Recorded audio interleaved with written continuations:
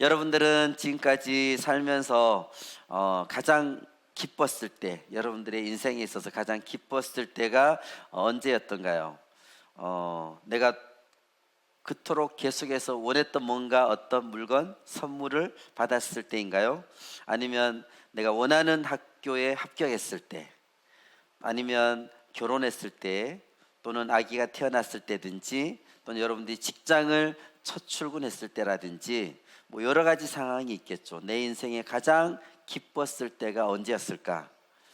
그런데 그 다음 질문을 한번 해보겠습니다. 여러분들이 지금까지 가장 기뻤던 때를 생각하시면서 그 다음 질문한다면 그 기쁨이, 그때 느꼈던 기쁨이 바로 지금 이 순간까지도 계속해서 지속되고 있느냐는 겁니다. 지금도 그것 때문에 계속해서 너무너무 기쁘냐는 것이죠. 사실 이 세상 속에서 우리가 살아갈 때는 영원한 기쁨은 없습니다. 왜냐하면 그때는 우리가 너무 즐겁고 기뻤지만 또 시간이 지나고 세월이 지나고 상황이 바뀌면서 그때의 기쁨만큼 우리가 느껴지지는 않는 것입니다. 아무리 기뻐도 다른 상황이 또 생기게 되면 그 기쁨이 또 감소가 되죠. 물론 기쁜 일이지만 시간이 지나면 그것이 그렇게만큼 기쁘게 다가오진 않습니다. 하지만 오늘 우리가 읽은 말씀 속에는 영원히 지속되는 기쁨이 있다고 우리에게 말씀해 주고 있습니다. 이 세상이 줄 수 없는 완전한 기쁨, 영원한 기쁨을 당연히 우리가 소유해야 되겠지요. 하나님께서 우리에게 주시는 영원한 기쁨을 소유함을 통해서 세상이 줄 수 없는 참된 기쁨을 누리는 우리 모든 베델 가족들이 되시기를 예수님의 이름으로 축복합니다. 아멘. 예수님께서 부활하신 부활절을 기점으로 해서 40일 전부터 사순절이 시작이 되었습니다. 다음 주일은 예수님께서 십자가의 길을 걷기 위해서 예루살렘에 입성하시는 종료주일입니다. 그리고 또 고난주간이 시작되지요. 그리고 그 다음 주일이 부활주일입니다. 예수님의 생애에 있어서 이 십자가와 부활, 예수님이 하신 사역 중에 가장 중요한 사역이고, 이 십자가와 부활로 인해서 주님께서 우리의 구원자와 우리 삶의 주인이 되셨습니다. 십자가와 부활의 사건을 우리가 다시 한번 깊이 생각하며 주님 주시는 은혜를 누리는 사순절이 되어지기를 원합니다. 예수님께서 십자가를 지시기 얼마 전에 제자들에게 마지막 설교를 했습니다. 요한복음 23장에서 17장까지가 예수님의 고별 설교입니다. 예수님께서는 사랑하시는 제자들의 발을 씻어 주신 다음에 서로 사랑하라는 계명을 주셨습니다. 내가 너희를 고아와 같이 버려두지 않겠다고 하시면서 다시 오겠다고 부활의 말씀을 해주셨습니다. 또 예수님이 떠나가시면 보혜사 성령님을 보내줄 터이니 그가 너희와 함께 하시고 너희를 진리 가운데 인도해 주실 것이다 라고 말씀해 주셨습니다. 오늘 읽은 본문 말씀, 이 고별 설교 중에 일부분입니다. 오늘의 말씀 이 앞에는 어떤 내용이 나오냐면 예수님께서 제자들에게 이렇게 말씀하고 있습니다. 예수님은 제자들이 하나님을 잘 모르는 세상 사람인 유대인들에게 미움을 받을 것이라고 말씀해 주셨습니다. 그것을 구체적으로 어떤 식으로 미움과 박해를 받을지 구체적으로 알려주십니다. 그것은 실족할 수 있을 만큼의 엄청난 심한 박해를 받을 것이고 또 출교라는 가혹한 처벌을 받을 것이라고 얘기했습니다. 심지어 죽이는 자가 있을 것이라고, 그런 일이 생길 수도 있고 안 생길 수도 있다, 이것이 아니라 반드시 죽이는 자가 있을 것이라고 말씀해 주고 있습니다. 또한 예수님께서 박해를 받으실 것이고 예수님을 따르려면 제자들도 그 박해를 받아야 된다고 말씀하셨습니다. 지금껏 제자들을 이끄셨던 3년 반 동안이나 이 제자들을 이끄셨던 예수님이 떠나신다는 말을 들은 그 순간에 제자들은 그들 안에 두려움이 밀려오기 시작했습니다. 3년 반 동안 예수님을 따라다니던 제자들의 관심사항이 무엇이었을까요? 그들은 예수님보다 예수님을 통해서 자신이 성공하기를 원했습니다. 예수님을 통해 얻는 유익을 보고 예수님을 따라다닌 것인데, 예수님이 자기들의 기대를 갖고 있던 예수님이 드디어 죽게 된다는, 그래서 도대체 예수님을 통해서 우리가 가지려던 그 꿈이 산산조각나게 된다는 그런 생각을 그들이 하게 된 것이죠. 두려움과 근심으로 그들은 가득한 그들에게 예수님께서 말씀하고 계십니다. 보혜사 성령님이 오시면 지금 두려워하고 있는 제자들에게 어떻게 도와주실지 말씀해 주실 것이다. 성령님은 제자들을 위협하는 세상을 책망하실 것이고 제자들에게 참된 위로와 평화를 주실 것이다. 그런데 예수님은 아직 제자들이 알아야 할 것들이 많지만 지금 말해 주어도 그들이 알아들을 수 없기 때문에 말하지 않겠다는 뜻으로 이렇게 말씀하고 계십니다. 12절 말씀을 같이 읽겠습니다. 내가 아직도 너에게 이를 것이 많으나 지금은 너희가 감당하지 못하리라. 아멘. 여기서 이룰 것이 많다는 것은 분명히 예수님의 죽음, 그 다음에 부활, 승천, 그 다음에 성령님이 오셔서 이루실 일, 궁극적으로 마지막에는 예수님의 재림, 이 모든 일을 가리킨다고 할 수 있습니다. 이 이룰 것이 너무너무나 많은데 그 모든 것을 다 말해주고 싶은데, 그렇지만 당장 예수님이 돌아가시면 모든 것이 끝난다고 생각해서 질문하기도 두려워하는 제자들에게 예수님은 더 이상 언급하지 않겠다는 것이죠.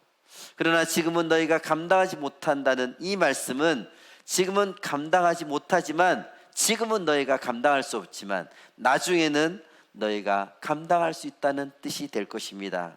나중에 진리의 성령이 오셔서 너희들을 도와주면 제자들이 알고 감당하게 될 것이라고 말씀해 주고 있습니다. 지금은 아직 너희들이 그것을 감당할 수준이 안 된다. 하지만 언젠가는 너희가 분명히 감당하게 될 것이다. 이제 아주 어린 2살짜리 아이가 아빠 엄마 겨우 이제 말을 하는 수준인데, 말을 한다 그래서 어려운 수학책, 국어책 들이밀면서 네가 이제 말을 했으니까 이걸 충분히 너가 이해할 수 있겠지 하면서 우리가 들이민다 그래서 절대 이해를 못합니다. 바로 그런 수준이죠. 제자들도 지금 그들이 너무 수준 높은 말씀을 해주셔야 하는데 제자들이 아직 그 말씀을 이해할 수준이 안 됩니다. 그 수준에 올라오면 너희들에게 얘기해 주겠다, 이렇게 말씀해 주고 있습니다. 13절 말씀을 같이 읽겠습니다. 그러나 진리의 성령이 오시면 그가 너희를 모든 진리 가운데로 인도하시리니 그가 스스로 말하지 않고 오직 들은 것을 말하며 장래 일을 너희에게 알리시리라. 아멘. 예수님은 여기서 성령을 진리의 성령이라고 부르고 계십니다. 진리는 바로 예수님이 참된 진리시죠. 예수님을 증거하는 이 성령님도 진리의 성령님이십니다. 성령님을 통해서 제자들이 진리 가운데로 인도를 받을 수가 있습니다. 그런데 성령님은 이 예수님과 상관없이 따로 움직이고 활동하는 분이 아니라는 거죠. 여기 보면 분명히 성령님은 어떻게 하시냐, 스스로 말하지 않고 오직 들은 것만 말한다고 하셨습니다.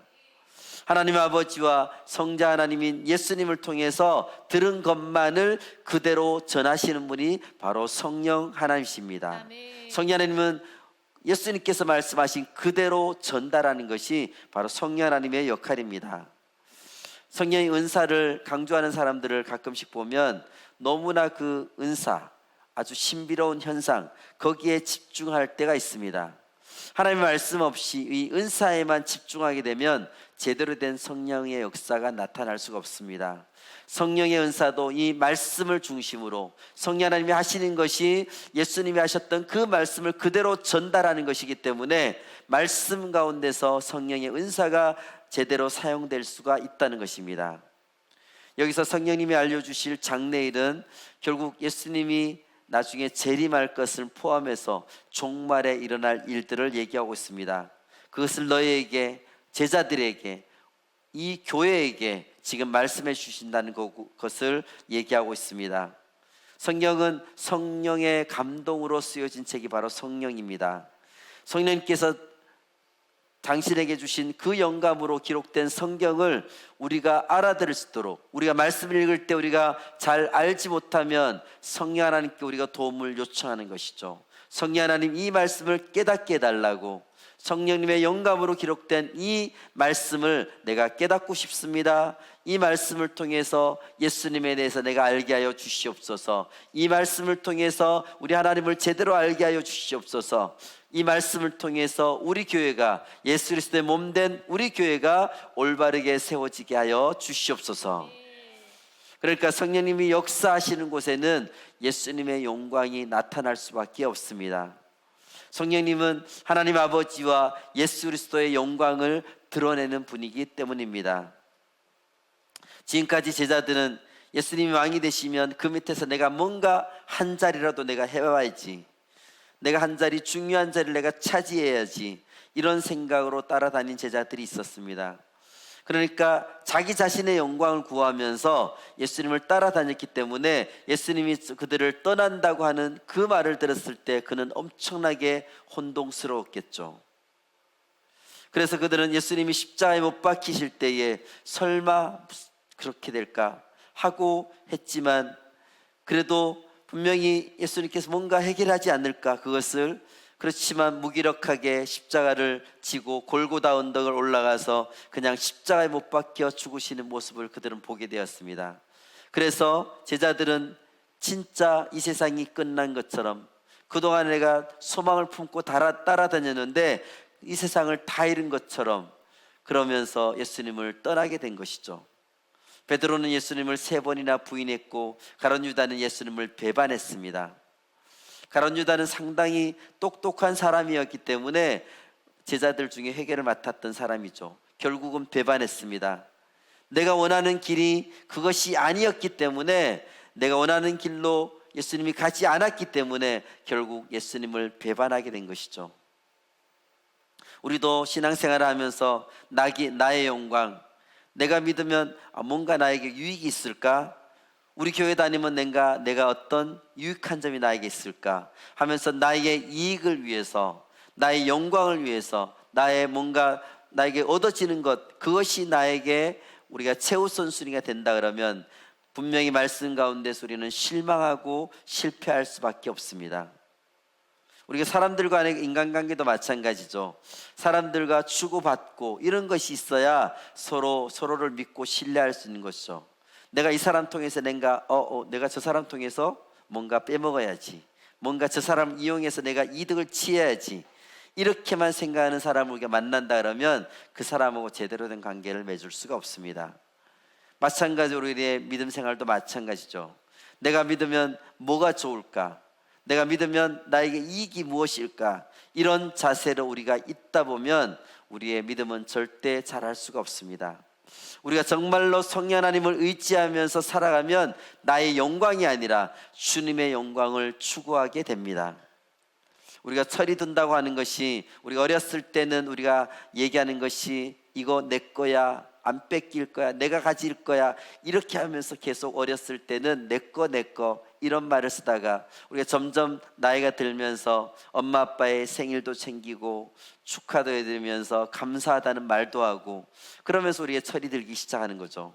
내밖에 모르던 아이가 부모님을 생각하게 되고, 또 주변에 있는 친구들, 다른 사람들에게 뭔가 베푸는 것을 알게 되는 것이죠. 마찬가지로 우리의 믿음도 마찬가지입니다. 내가 받겠다, 나에게 은혜 받는 것, 나에게 뭔가 내가 주님께서 나에게 주시는 것, 여기에만 집중하기 시작한다면 우리의 신앙은 더 클 수가 없는 것입니다. 우리가 좀 더 철이 들고 우리 신앙생활이 좀 더 내 믿음이 자라기 위해서는 나만 바라보는 것이 아니라 위를 바라보고, 또 바깥을 바라보고 주변에 있는 사람들을 바라보기 시작해야 될 것입니다. 주님이 지금 나에게 과연 원하는 것이 무엇일까? 내 생각에만 머물지 말고 그것을 우리가 행동으로, 주님이 원하시는 것을 내가 행하는 행동으로까지 우리가 이어져야 될 것입니다. 주님의 뜻이 무엇인가? 주님이 원하신 것이 무엇인가? 주님이 나를 통해 무엇을 하기를 원하시는가? 라고 생각하면서 하나님을 내가 진짜 하나님을 뜨겁게 사랑해 봐야지, 또 주님께서 그렇도록 원하시는 잃어버린 영혼을 구원하고 제자를 삼는 것을 내가 한번 해봐야지, 주님의 몸된 교회를 내가 세워봐야지, 이렇게 우리가 생각만 하는 것이 아니라 그것을 우리가 실천하고 나아갈 때에 주님께서 우리를 성장시켜 주시는 것입니다. 14절 15절 말씀 같이 읽겠습니다. 그가 내 영광을 나타내리니 내 것을 가지고 너희에게 알리시겠습니다. 무릇 아버지께 있는 것은 다 내 것이라.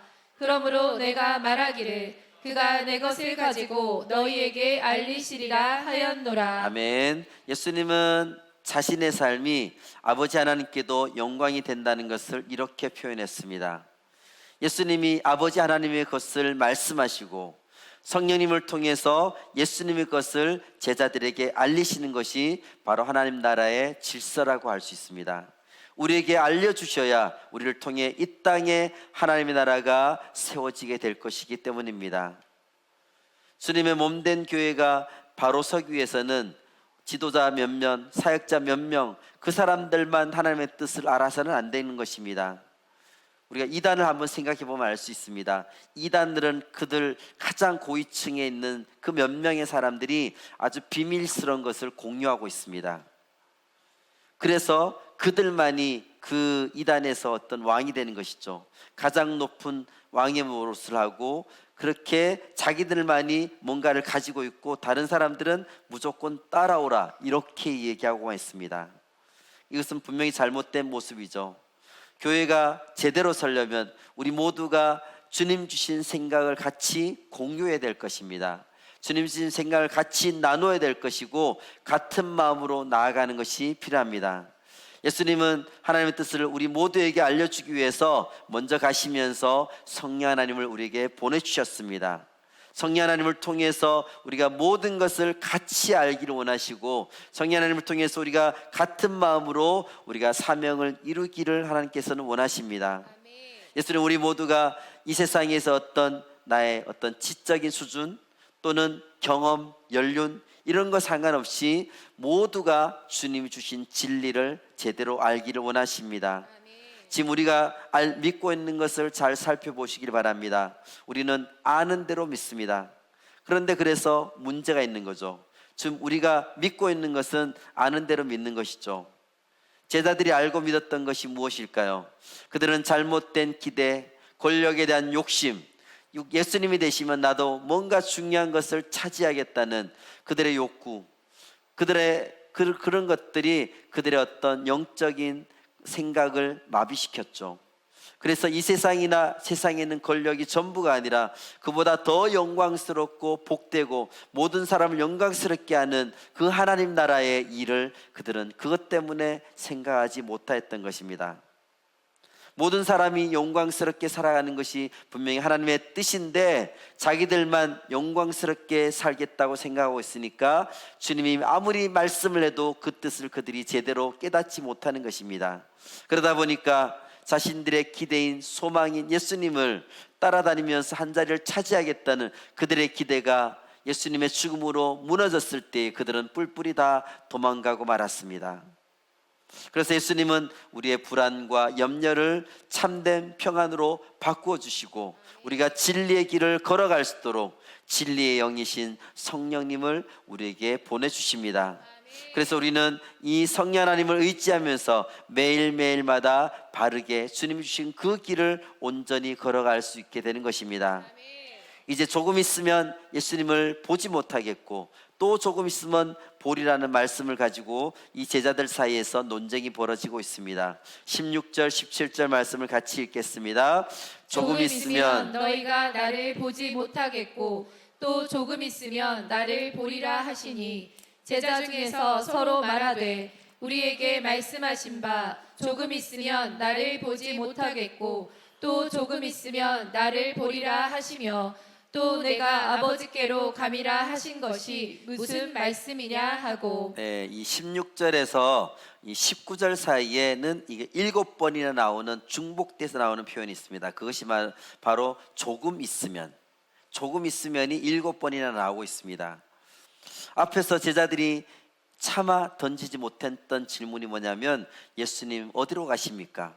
이 질문을 하지 못했는데 여기서는 언제 가시는지에 대해서 지금 질문을 하고 있습니다. 여기서 제자들이 알고 싶은 것이 크게 두 가지인데, 하나는 17절에 던진 질문입니다. 예수님이 아주 이상한 수수께끼 같은 그런 말씀을 하고 계시죠. 분명히 조금 있으면 아버지께로 가시기 때문에 더 이상 자신을 볼 수 없을 것이라고 하셨는데, 또 동시에 조금 있으면 자신을 보게 될 것이라고 하시니까 도대체 이게 무슨 말이지? 제자들이 알 수가 없었습니다. 물론 우리는 지금 그 답을 알고 있죠. 조금 있으면 예수님이 십자가에 달려 돌아가시고 부활하시고 또 승천하실 것이기 때문에 제자들은 더 이상 이 땅에서 육신으로 예수님을 볼 수 없게 됩니다. 하지만 첫 번째는 부활하신 주님을 잠시 다시 볼 수 있다는 뜻이기도 하고, 또 보혜사 성령님을 통해서 예수님을 다시 보게 된다는 거죠. 그리고 마지막 날에는 재림의 때에 예수님을 다시 보게 된다는 뜻도 그 안에 들어가 있습니다. 18절 말씀을 같이 읽겠습니다. 또 말하되 조금 있으면이라 하신 말씀이 무슨 말씀이냐, 무엇을 말씀하시는지 알지 못하노라 하거늘. 여기서 던지는 질문이 두 번째로 제자들이 알고 싶어하는 의문점이 있습니다. 조금 있으면이라는 말이 무슨 뜻인가 하는 점이죠. 여기에 조금 있으면 이라는 말이 두 번 나오는데, 조금 있으면 예수님이 아버지께로 가신다는 것이고, 또 십자가와 부활의 승천을 가리킨다고 볼 수 있다 그랬죠. 그리고 조금 있으면 예수님을 볼 수 있다는 것은 1차적으로 주님이 그들 안에 나타나신다는 것이고, 또 동시에 보혜사 성령님이 그들을 통해서 예수님을 그들에게 보여주신다는 것이죠. 마지막 때에 또 우리에게 보여주신다는 것, 이것을 이 사도 베드로는 이렇게 얘기하고 있습니다. 주님께는 하루가 1000년 같고 1000년이 하루 같다고 말씀하셨죠. 그래서 우리가 마지막 때에 예수님을 볼 것인데, 주님은 하나님께는 하루가 1000년 같고 1000년이 하루 같기 때문에 그것도 우리가 조금 있으면 이라고 표현할 수 있다는 것입니다. 예수님은 뭐라고 하십니까? 19절 말씀 같이 읽겠습니다. 예수께서 그 묻고자 함을 아시고 이르시되 내 말이 조금 있으면 나를 보지 못하겠고 또 조금 있으면 나를 보리라 하므로 서로 문의하느냐. 자, 예수님께서 너희끼리 이렇게 지금 질문하고 있느냐 하고 질문하느냐고 지금 얘기하고 계시죠. 예수님은 우리 안에서 뭔가 이렇게 질문이 있을 때에, 우리가 궁금해서 물을 때에 예수님은 그것을 절대 싫어하지 않으십니다. 우리가 아직까지 이제 믿음이 적은 사람들이 이렇게 교회에 오고 또 믿음 생활을 시작하다 보면 질문이 많죠. 의문이 많이 생깁니다. 그런데 괜히 뭔가 질문했다가 괜히 눈치 보인다든지, 또 이런 거 질문하면 안 되지 않나, 이런 생각을 하는 것들이 있는데, 의문이 있고 여러분들이 질문할 것이 있으면 질문하는 것이 좋습니다. 주님께서 지금 질문을 환영하고 계시죠. 왜냐하면 질문할 때에 우리가 그 문제를 정확하게 볼 수 있다는 것입니다. 질문한 만큼 또한 깨달을 수 있다는 것이죠. 오히려 우리한테는 질문이 없는 것이 문제일 수가 있습니다. 의문이 생기는데 그냥 넘어간다든지, 아예 질문 자체를 안 하고 의문이 아예 없다든지, 이것이 오히려 더 문제일 수가 있습니다.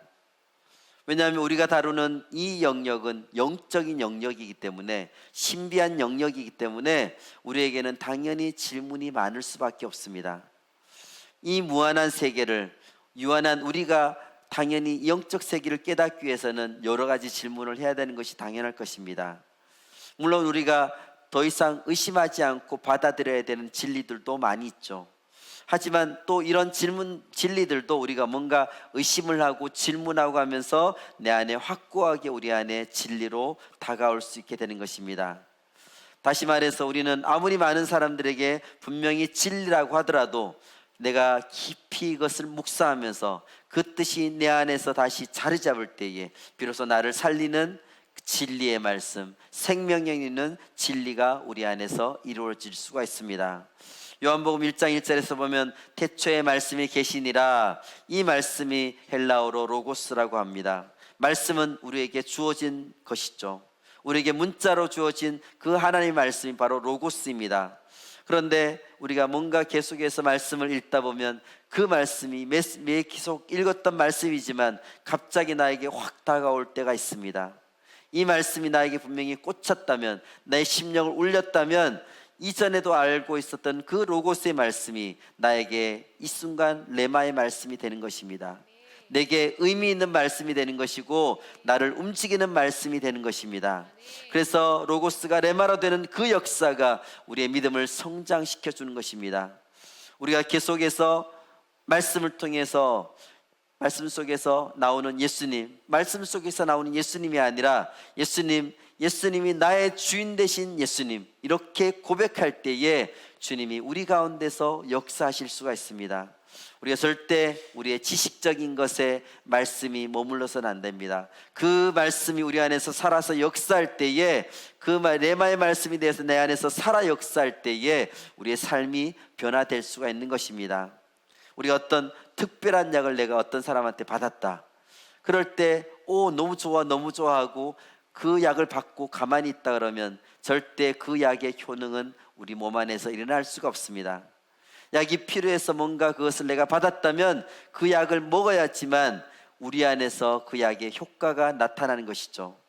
말씀이 주어졌는데 우리가 그 말씀을 말씀이 좋아하고 있으면 되는 것이 아니라 그 말씀을 내가 받아서 먹을 때에 레마의 말씀이 돼서 말씀이 나를 살리고 말씀이 나를 변화시키는 것입니다. 마틴 루터가 1517년에 종교개혁을 했습니다. 종교개혁을 할 때 그도 한 가지 질문으로부터 먼저 시작했습니다. 이것이 교회인가? 이것이 하나님께서 그렇게 원하셨던 교회의 모습일까? 이 교회가 지금 교회가 주님이 원하는 그 교회의 모습일까? 이 질문에서부터 종교개혁이 시작되었던 것입니다. 우리도 끊임없이 나 자신한테 질문해야 될 것입니까? 내 삶을 보면서 계속 질문이 우리 안에 있어야 될 것입니다. 내가 지금 그리스도인인가? 이렇게 사는 것이 그리스도인의 삶이 맞는 것인가? 이게 예수 믿고 변화된 사람의 삶인가? 이 질문을 계속해서 우리 안에 있을 때에 우리 안에 온전한 변화가 시작될 것입니다. 그러니까 우리가 끊임없이 계속해서 질문해야 됩니다. 이것이 믿음인가? 내가 가지고 있는 이 믿음이 참된 믿음인가? 나의 삶은 하나님 보시기에 부끄러움 없는 삶을 내가 사는 것인가? 이렇게 우리는 계속해서 우리 자신에게 질문해 봐야 될 것입니다. 매일 이렇게 우리가 질문하면서 살 때에 우리는 변함없고 흔들리지 않는 믿음의 길을 걸어갈 수가 있습니다. 끊임없이 나를 돌아보고 질문하면서 우리의 믿음이 흔들리지 않고 우리 믿음이 점점 더 성장해야 하는 축복이 우리 모든 베델 가족들 가운데 있기를 예수님의 이름으로 축복합니다. 11명의 제자들은 조금 있으면 주님을 볼 수 없기도 하고 또 보기도 한다는 예수님의 말씀에 당황했는데 아마도 예수님이 어디 갔다가 다시 돌아오는 정도로 생각했을 수도 있을 것입니다. 이에 대해서 예수님이 뭐라고 말씀하시나요? 20절 말씀을 같이 읽겠습니다. 내가 진실로 진실로 너에게 이르노니 너희는 곡하고 애통하겠으나 세상은 기뻐하리라. 너희는 근심하겠으나 너희 근심이 도리어 기쁨이 되리라. 아멘. 사실 이 말씀은 본다는 게 무슨 뜻인지, 조금 있으면 이것이 정확하게 얼마 후라는지 이런 것을 가르쳐 주는 것은 아닙니다. 하지만 이것은 먼저 제자들의 마음을 헤아리며 주시는 대답일 수가 있습니다. 지금 좋아해야 될지 걱정해야 될지 모르는 제자들에게 근심과 기쁨이 너희에게 둘 다 있을 것이라고 말씀해 주고 있습니다. 먼저 예수님께서는 너희는 곡하고 애통하겠지만 세상은 기뻐하리라 이렇게 말씀하십니다. 이 말씀하신 때로부터 불과 몇 시간 뒤에 예수님이 십자가를 지실 것이기 때문입니다. 예수님이 십자가 지는 것을 제자들은 보고 곡하고 애통한 일이 될 것입니다. 예수님을 죽이는 세상은, 유대의 종교 지도자들은 그것을 보고 너무나 기뻐할 것입니다. 이때까지만 해도 제자들은 그들이 가졌던 꿈이 산산조각 날 것이고 또 종교 지도자들이 그렇게 예수를 죽이고자 했는데 순조롭게 종교 지도자들도 예수를 제거했다고 기뻐할 것입니다. 이런 일이 조금 있으면 예수님이 아버지 하나님께로 가실 때에 벌어질 일입니다. 이때까지만 해도 제자들은 예수님의 죽음의 의미를 제대로 알지 못했습니다. 그러니까 그들이 제대로 몰랐으니까 낙심하고 두려워하고 다 뿔뿔이 도망가게 된 것이죠. 예수님은 또한 여기서 너희는 근심하겠으나 너희 근심이 도리어 기쁨이 되리라. 아멘. 우리의 근심이 도리어 기쁨이 된다고 말씀하고 있습니다. 결코 십자가가 끝이 아니라는 것이죠. 십자가의 죽음이 결코 끝이 난다는 것이 아니라는 것입니다. 십자가가 결코 실패하는 것이 아니라고 말씀하고 있습니다. 십자가는 우리가 영광으로 가는 길목에 있다는 것입니다. 십자가가 끝이 아니라 예수님의 부활과 승천, 그리고 보혜사 되신 성령 하나님이 오심으로 계속 그것은 이어진다는 것을 얘기하고 있습니다. 예수님이 부활하셔서 제자들에게 직접 나타나 가르쳐 주실 것이고, 또 40일 후에 하늘로 올라가시면 그 후에 성령님이 오셔서 제자들을 모든 진리 가운데로 인도해 주신다고 말씀해 주고 있습니다. 그때 그들이 그동안에 가졌던 근심들, 이것이 기쁨으로 바뀌게 된다고 말씀하고 있습니다. 처음에는 그들이 알지 못하니까, 무지하니까 그들이 근심 가운데 쌓여 있습니다. 그렇지만 이제 그들이 깨닫고 나니까 깨달음이 기쁨을 준다는 것이죠. 그때 세상의 기쁨은 오히려 근심으로 변해진다는 것을 말씀해 주고 있습니다. 그런데 이 세상은 지금도 우리를 계속해서 속이고 있습니다. 사단은 자기가 이미 벌써 패한 줄을 알고 있습니다. 그렇지만 세상으로 하여금 끊임없이 속임수를 통해서 뭔가 세상이 이긴다는 것처럼 우리에게 계속 보여주고 있습니다. 그래서 우리 믿음의 사람들도, 우리 그리스도인들도 자꾸 그것을 바라보면서 세상이 이기는 것처럼 생각해서 자꾸 그 유혹에 넘어갈 때가 있다는 것입니다. 사단은 예수님을 믿고 구원받은 사람들의 구원을 사단이 취소할 수가 없기 때문에 예수 믿고 구원받은 사람들이 이 땅에서 형편없이 살도록, 천국을 맛보지 못하도록 그렇게 전략을 쓰고 있습니다. 예수님을 안 믿는 사람이 아니라 믿는 사람이 그럴 때가 많다는 것이죠. 믿는다고 하는데 제대로 신앙생활을 하지 않는 경우들이 있습니다. 그런데 가만히 보면 교회에 안 나오고 하나님을 예배하지 않아도 그럭저럭 사는 것처럼 보입니다. 그런 것을 승리라고 여기도록 만들어준다는 것이죠. 예수님은 절대로 그것은 진정한 승리가 아니라고 말씀하고 있습니다. 오히려 그 길로 걸어가게 되면 우리의 생명을 잃어버린다는 것입니다. 내가 뭔가 제대로 믿음 생활을 하지 않지만 뭔가 세상에서 성공한다, 온 천하를 얻을 수도 있죠. 그러나 아무 소용이 없다는 것입니다. 영원한 생명을 잃어버리기 때문에 아무리 좋은 것이 있더라도 그것은 소용이 없습니다. 죽어서 세상을 떠나면 지금까지 이루어진 모든 것들이 다 끝이 나게 됩니다. 아무것도 가져갈 수가 없습니다. 그러니까 우리가 계속 이 땅에서 쌓고 또 쌓아도 그것은 아무 소용이 없다는 것이죠. 예수님, 우리가 고난 중에서도 진리의 성령 하나님을 통해서 하나님의 말씀을 따라 지혜로운 사람이 되어서 선한 일, 하나님 맡겨주신 사명을 신실하게 감당하는 것이 참된 승리라고 우리에게 말씀해 주고 있습니다. 그것이 참된 기쁨을 얻는 비결이라고 하고 있습니다. 그러므로 우리는 세상이 주는 유혹, 세상이 주는 잠깐의 승리, 세상이 주는 거짓된 기쁨, 이것에 우리는 절대 속아서는 안 될 것입니다. 주님을 떠나서는 아무것도 아니고 열매를 맺을 수 없다는 것을 우리는 분명히 기억해야 될 것입니다. 혹시 우리가 열매를 맺더라도 그것은 참된 열매가 아니고 썩은 열매일 것입니다. 주님을 떠나서는 우리가 아무것도 할 수 없다는 것을 우리는 분명히 기억해야 될 것입니다. 그렇다면 이 근심과 애통 후에 받은 기쁨은 어떤 것일까요? 21절 말씀을 같이 읽겠습니다. 여자가 해산하게 되면 그 때가 이르렀으므로 근심하나 아기를 낳으면 세상에 사람 난 기쁨으로 말미암아 그 고통을 다시 기억하지 아니하느니라. 우리 중에 아기를 낳아 보신 여자분들은 이 남자들보다 이것을 아무래도 더 잘 이해하겠죠. 근데 요즘은 또 세월이 좋아지고 좀 무통분만 이런 것도 있죠. 척추에 주사 놓고 나서 고통 없이 아기를 낳는 경우도 있지만, 예수님이 계셨을 때 그 당시에 1세기에는 고대 사회에는 그런 것이 아무것도 없습니다. 당연히 그런 거 없고 또 시설도 너무나 열악합니다. 아기를 낳다가 죽는 여자들도 많았습니다. 또 출산 가운데서 아기들도 많이 죽게 됩니다. 그러니까 태산을 지금 앞두고 있는 여자가 얼마나 걱정이 될까요? 자칫 잘못하다 죽을 수도 있는 것이고, 아이가 죽은 채로 나올 수도 있고, 여러 가지 안 좋은 병들이 걸릴 수도 있고, 너무나 걱정되고 불안하고 두려움이 그 앞에 있을 것입니다. 아기를 낳는 고통도 두렵지만 동시에 제대로 된 아기가 나올 것인가 하고 걱정이 됩니다. 요즘 같으면 초음파 검사가 있으니까 미리 다 그 장애 여부를 다 검사를 하죠. 그런데 그 당시에는 나오기 전까지는 아이가 손가락이 10개인지 아닌지 알 수가 없습니다. 그러니까 너무나 불안하겠죠.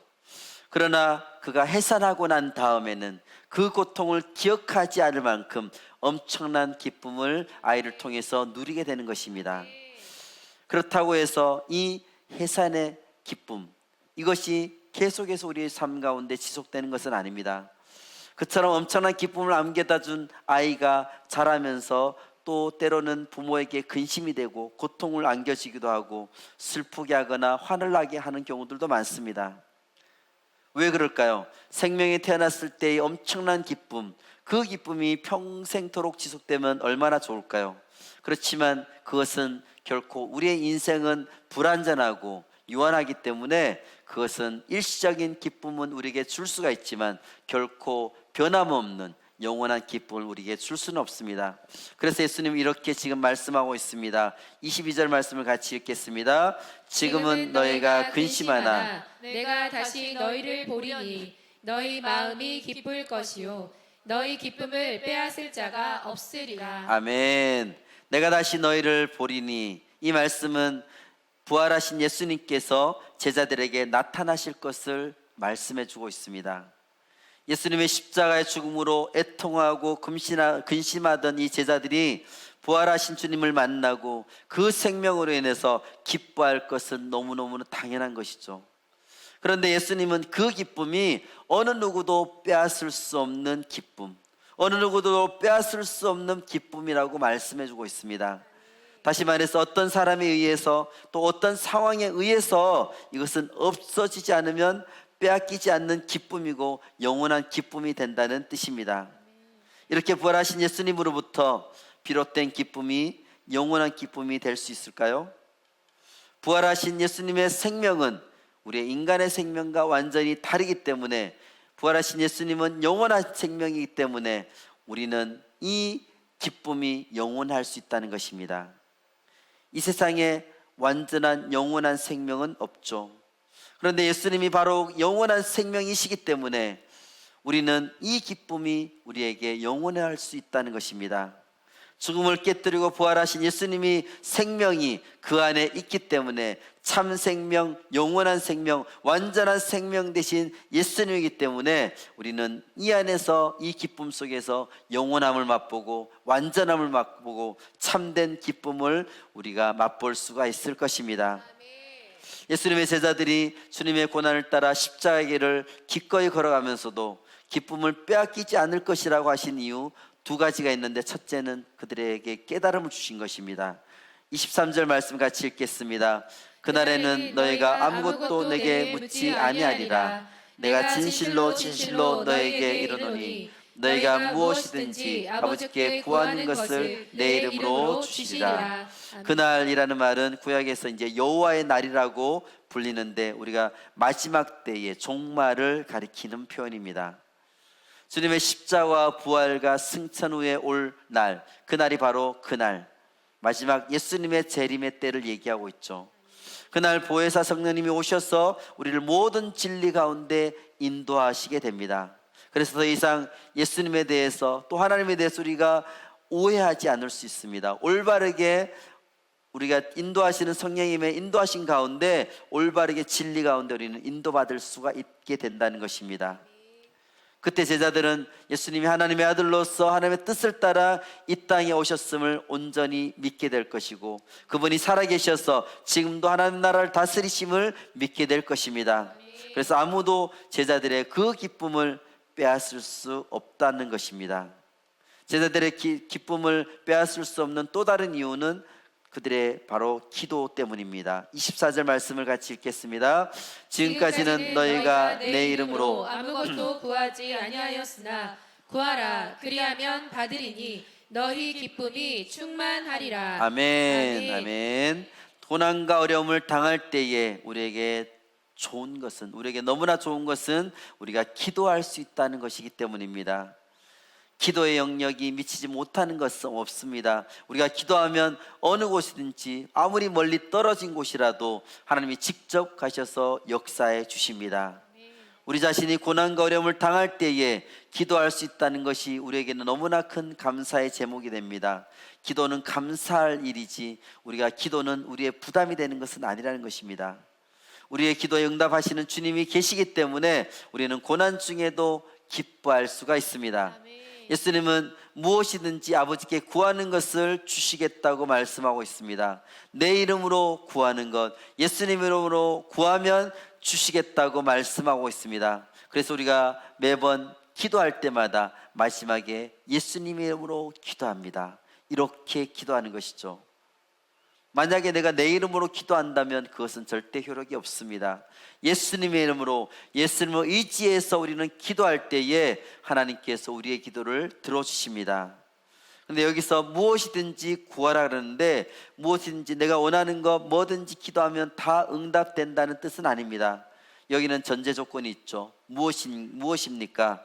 내 이름으로, 예수님의 이름으로 기도할 때에 예수님의 이름으로 주시겠다는 뜻입니다. 예수님의 이름으로 기도한다는 것은 무엇을 얘기할까요? 예수님의 이름으로 기도할 때에 다 들어주시겠다 했는데 그럼 예수님의 이름으로 기도하는 것이 도대체 무엇이냐? 요한복음 15장 말씀에서 너희가 내 안에 거하고 내 말이 너희 안에 거하면, 너희가 내 안에 거하고 내 말이 너희 안에 거하면, 이것은 예수님과 우리가 완전히 하나가 된다는 뜻입니다. 그러니까 예수님과 우리가 완전히 하나가 되었을 때에 우리가 기도하면 하나님께서 무조건 다 이루어 주시겠다는 것입니다. 우리가 예수님과 하나 되어서 기도할 때에 하나님 우리의 기도에 신실하게 응답해 주십니다. 우리 인생에 폭풍이 몰려올 때에 예수님의 이름으로 기도하기만 하면 갑자기 이 폭풍이 사라지느냐? 그런 것은 아닙니다. 기도를 통해서 우리가 하나님을 신뢰하고 믿고 나아간다면 우리가 폭풍을 견뎌낼 힘을 하나님께서 우리에게 주시는 것입니다. 하나님과 사랑의 관계 속에서도 있을 때에 예수님의 이름으로 기도하면 그렇게 지켜주신다고 말씀하고 있습니다. 우리가 염려하지 않고 하나님을 신뢰하며 감사함으로 구할 때에 모든 지각에 대한 하나님의 평강이 그리스도 예수 안에서 우리의 마음과 생각을 지켜주시겠다고 말씀하고 있습니다. 그러니까 우리가 간절히 기도하면 상황이 갑자기 바뀌고 평탄해진다기보다는 상황은 똑같지만 내가 변화된다는 것입니다. 기도하기 전에는 내가 별로 좋지 않고 불안하고 걱정과 근심이 우리 안에 있었는데 기도하면 우리 안에 참된 평안과 주님 주시는 안식이 우리 안에 생긴다는 것입니다. 그렇기 때문에 내가 상황이 바뀌지 않더라도 그것을 보는 나의 시각이 바뀌었기 때문에 주님께서 우리의 모든 상황을 역전시켜 주신다는 것입니다. 예수님 안에 있는 이 비밀, 우리가 기도할 때에, 예수님 안에서 기도할 때에 우리의 기도에 신실하게 응답하시는 이 기쁨, 이 기도 응답의 기쁨을 절대 어떤 상황에서도 우리는 빼앗기지 않게 된다는 것입니다. 예수님은 죽으시고 부활하셔서 지금도 하나님의 오른 우편에 계시면서 우리를 위해서 계속해서 간구하고 중보하고 계십니다. 우리가 예수님의 이름으로 기도할 때에 예수님이 우리를 능히 도와주실 수 있는 분이기 때문에 우리는 고난 중에서도 우리가 기뻐할 수가 있는 것입니다. 예수님으로 기도할 때에 주님은 우리에게 응답해 주시고 우리의 모든 것에 신실하게 응답해 주십니다. 그래서 지금의 제자들은 더 이상 너희가 근심할 것이 아니라 너희가 예수님 이름으로 기도할 때 응답해 주시는 그것을 응답을 생각하면서 너희는 기뻐해야 될 때라고 말씀하고 있습니다. 세상에 어떤 것도 줄 수 없는 기쁨, 고난 중에서도 기뻐할 수 있는 기쁨을 우리에게 주신다고 말씀하고 있습니다. 아멘. 주님 안에 주시는 그 기쁨, 주님의 이름으로 기도할 때에 응답해 주시는 기쁨을 모두 다 누리는 우리 베델 가족들 되시기를 예수님 이름으로 축복합니다. 아멘. 말씀을 맺겠습니다. 여러분, 다시 한번 여러분들에게 한번 질문해 보시길 바랍니다. 내가 언제 가장 기뻤을까? 그 기쁨이 어느 정도 나에게 지속되었을까? 내게 기쁨을 주는 세상의 기쁨은 한계가 분명히 있습니다. 하루 이틀, 한 달, 두 달, 1년 지나면 그 기쁨은 점점 사라지게 됩니다. 언젠가 끝나게 되는 것이죠. 그러나 영원히 지속되는 기쁨이 있습니다. 성령님께서 우리를 사로잡으면 말할 수 없는 기쁨이 우리 안에 넘쳐나게 될 것입니다. 20절 말씀에서 너희 근심이 도리어 기쁨이 되리라 라고 말씀하셨습니다. 우리의 근심이 도리어 기쁨으로 바꾸어 주신다고 말씀하고 있습니다. 22절에서는 너희 기쁨을 빼앗을 자가 없다라고 말씀해 주고 있습니다. 우리의 주신 그 기쁨은 아무도 빼앗을 수가 없습니다. 24절에서 보면 너희 기쁨이 충만하리라. 우리 안에 주신 하나님의 기쁨은 충만하게 우리 가운데 있을 것입니다. 성령님께서 주시는 기쁨은 이 세상이 주는 기쁨하고는 차원이 다릅니다. 성령님께서는 우리에게 세상이 줄 수 없는 기쁨을 우리에게 주십니다.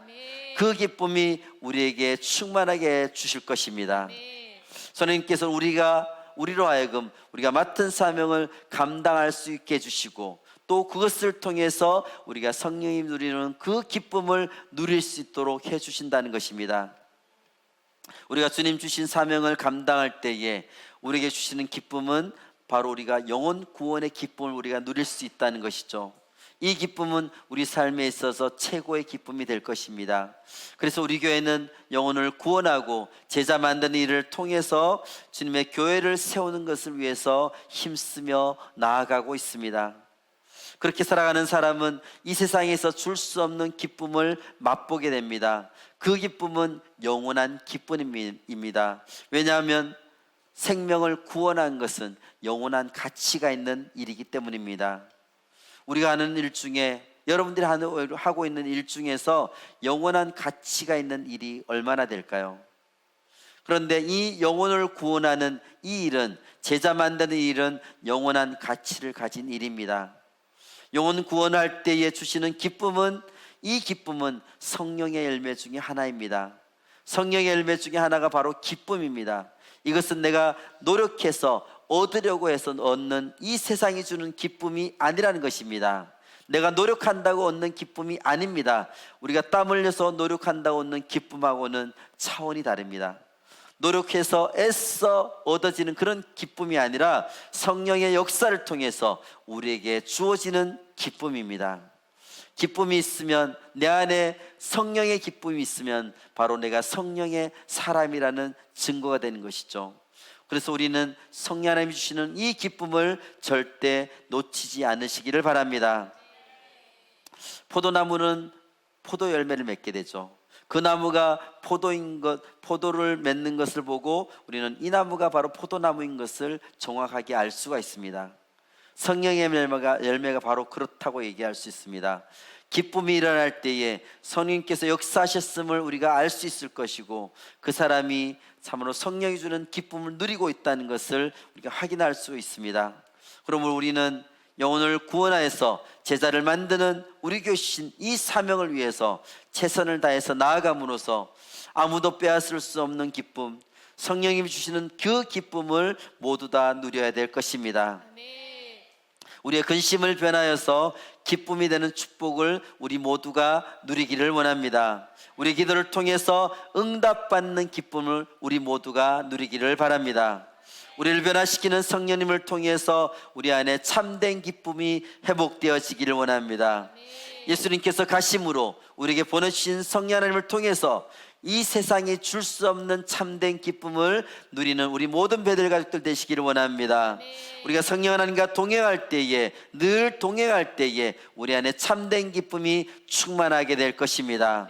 세상에 줄 수 없는 기쁨을 영원히 누리는 우리 모든 베델 가족들 되시기를 예수님의 이름으로 축복합니다. 아멘.